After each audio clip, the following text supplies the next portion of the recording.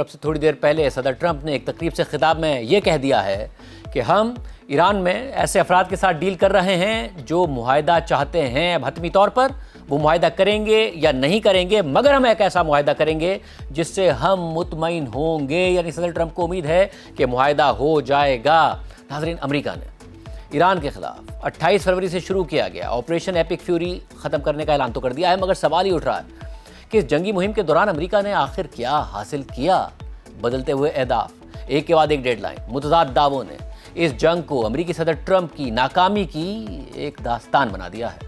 Trump انتظامیہ کے مقاصد اس جنگ سے پہلے اور اس کے دوران مسلسل بدلتے رہے. جنوری میں ایران میں مظاہروں کے وقت صدر ٹرمپ نے مظاہرین کے تحفظ کے لیے مداخلت کی بات کر دی، پھر ایران کو جوہری معاہدے کے لیے دباؤ میں لانے کی بات کر دی، لیکن مذاکرات کے باوجود اسرائیل کے ساتھ فوجی کارروائی کا فیصلہ کر لیا.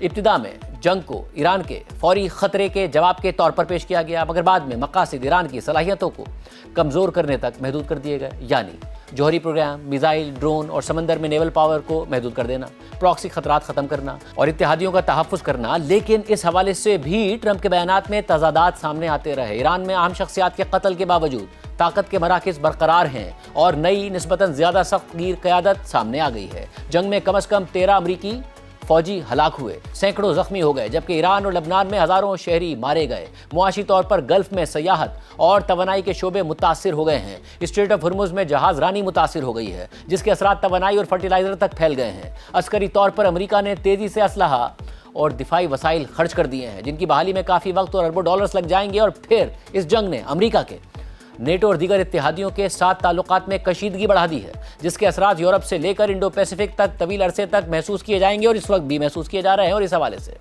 امریکی اخبار واشنگٹن پوسٹ نے لکھا ہے کہ فروری کے آخر میں ایران جنگ شروع ہونے کے بعد سے صدر ٹرمپ امریکہ کی حکمت عملی کے بارے میں مسلسل متضاد بیانات دیتے رہے ہیں. جنگ کے خاتمے کے حوالے سے ٹرمپ انتظامیہ کی بدلتی ہوئی ٹائم لائن ان کی متضاد اور بار بار بدلتی ہوئی باتوں کی واضح مثال ہے، جس سے الجھن پیدا ہوئی اور وائٹ ہاؤس کے اسٹاف کو بار بار وضاحتیں دینا پڑیں. 21 اپریل کو جنگ بندی کو غیر معینہ مدت تک بڑھانے سے پہلے ٹرمپ بار بار کہتے رہے کہ جنگ اپنے اختتام کے قریب ہے، مگر ہر بار مختلف اور غیر واضح راستہ پیش کرتے رہے.